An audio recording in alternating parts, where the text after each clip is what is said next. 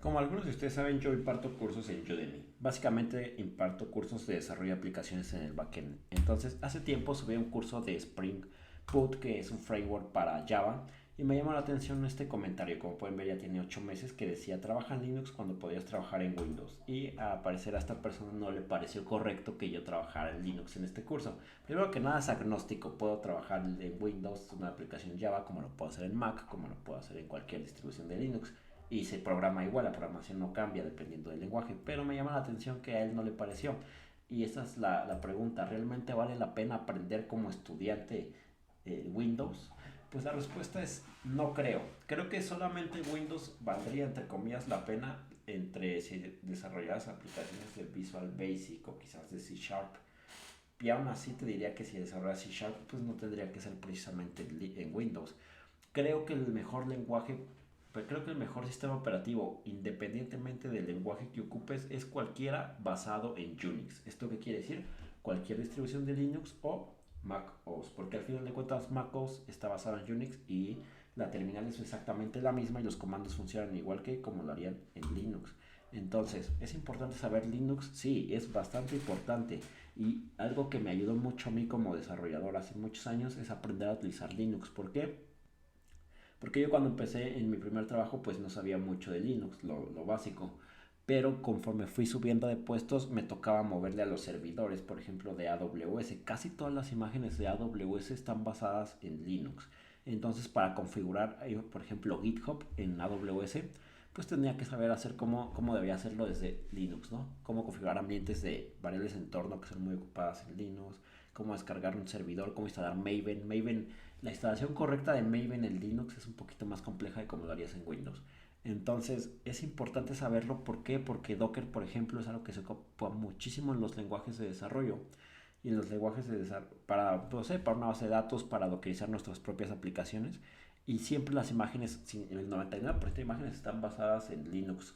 Me parece que sí hay imágenes basadas en Windows, pero yo no conozco a nadie que las ocupe. Entonces, para crear nuestras propias imágenes tenemos que saber comandos de Linux. Si bien no tenemos que ser expertos en Linux, sí debemos de saber mínimo lo básico, ¿no? ¿Qué son los directorios, el sistema de directorios, qué son el comando sudo, qué son las variables de entorno, cómo instalar los paquetes en Linux? Esto es muy importante porque al final de cuentas todas las aplicaciones empresariales viven en un servidor Linux, por eso es muy importante. Ahora, ¿qué pasa? ¿Y qué distribución de Linux debo ocupar? Creo que eso depende de tu gusto. Por ejemplo, yo ocupo Ubuntu. Y también en mi trabajo he ocupado Mac y me gusta ocupar Mac. ¿Por qué? Porque Mac tiene un mejor ambiente gráfico que Linux. Eso es verdad. Sin embargo, no cualquiera puede comprar una Mac y como estudiante tal vez no te convenga tener una Mac. Pero un Linux trabaja bien, es fácil de instalar, te aprendes bastante igual de sistemas operativos e independientemente de eso, pues ofrece siempre pues las herramientas. Por ejemplo, yo ahorita estoy trabajando en otro curso que estoy dando de microservicios y mi herramienta preferida o mi IDE preferido es el Intel IDEA. Y en este mismo IDE pues trabajo bien, está para cualquier distribución de Linux, es fácil de instalar. También ocupo mucho el Visual Studio Code, ocupo mucho pues mis gestores basados como dbeaver, o ocupo gestores como Robot para lo que es Mongo, o Postman para mis endpoints, y esto está para Linux como para MacOS como para Windows. Entonces me funciona bastante bien. Pero aparte de eso, yo aquí puedo hacer ciertas cosas cuando creo mis imágenes de Docker. Y antes de crear una imagen de Docker, hago un shell script o hago algo similar en mi compu. Y ya tengo más o menos la idea de cómo crear esta imagen. Entonces creo que ya sea que ya trabajes como desarrollador, y sin importar si eres backend o frontend, o ya trabajes o seas estudiante, creo que el sistema operativo Linux es el mejor. Como te repito, creo que es agnóstico la versión. Yo uso Ubuntu a mí me gusta mucho porque tiene mucha documentación, entonces no te pierdes tanto, y al final de cuentas su terminal está basada en Debian, entonces funciona bien. Yo creo que no importa mucho la distribución que a ti te guste, como dice el dicho: para gustos colores, puedes elegir la que más se acomoda a ti.